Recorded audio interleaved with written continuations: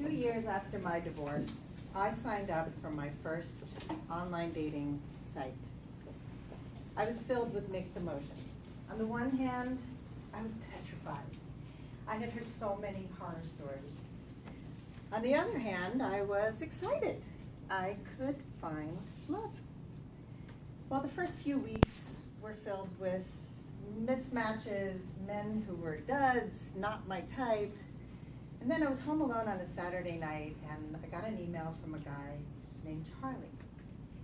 And I checked out his profile, and he looked really cool, so I emailed him right back. I mean, I was new at this, and I didn't realize yet that when you're home alone on a Saturday night, you don't email back, because that's a sign of desperation. I was new. And Charlie said, "Do you want to get on the phone and talk?" And I said, "Yeah." So we got on the phone, and boy, did we connect. I mean, we had so much in common. We had the same number of kids. We both liked biking and hiking, and we talked for 3 hours. And his voice, oh, so sexy. I hung up the phone, and I thought, I just met my soulmate. And you know, people can be dating online for years and never meet anyone special. And I was on for 2 weeks, and I met him. Well, that night, I couldn't sleep. I was filled with dreams of walking down the aisle with Charlie. The next day, we started exchanging emails back and forth, and then he sent me this poem by the Sufi poet Rumi. And I liked it so much, I memorized it. It goes like this. Come to my garden in spring. There will be wine and roses, wine, flowers, and pomegranates. If you do not come, these do not matter. If you do come, these do not matter. I had no idea what it meant, but it was so romantic. Well, the next day, we're talking on the phone again for another 2 hours, and he asked me out for that Thursday.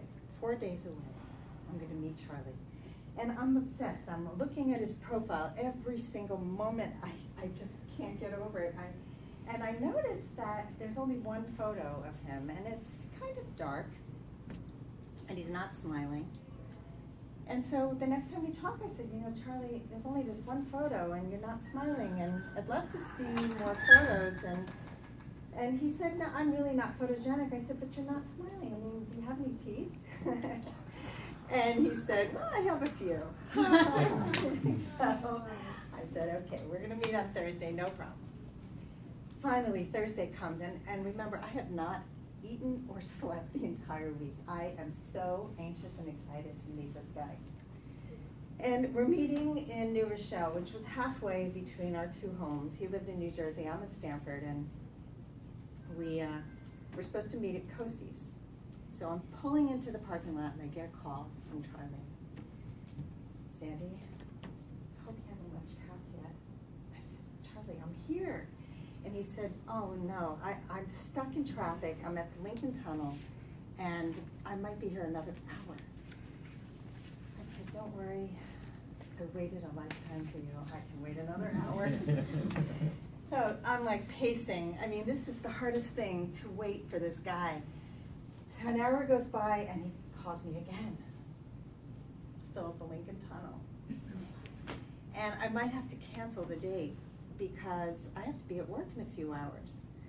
And I said, no, don't cancel the date. You know what? I can meet you in the city if that helps. He said, yeah, that'll be really helpful.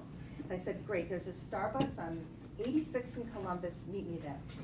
So I drive, I get a parking spot, I get into Starbucks, I'm looking for Charlie, and he's not there yet. Call him up, Charlie, where are you?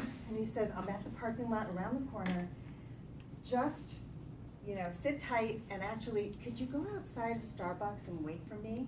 Because I want you to give me a big hug when I see you. So I'm standing outside of Starbucks, and I'm looking for Charlie. And finally, the guy comes around the corner, and I'm thinking, I think that's him. But he's a little shorter than I thought he'd be, and his shoulders are kind of stooped over, and cheekbones are kind of sunken in, and then he locks eyes with me. And he says, Sandy? I go, Charlie? And he smiles at me, and he had the most hideous teeth I have ever seen in my entire life.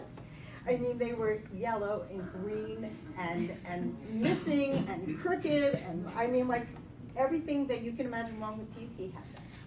And there was no way I was ever going to kiss that mouth.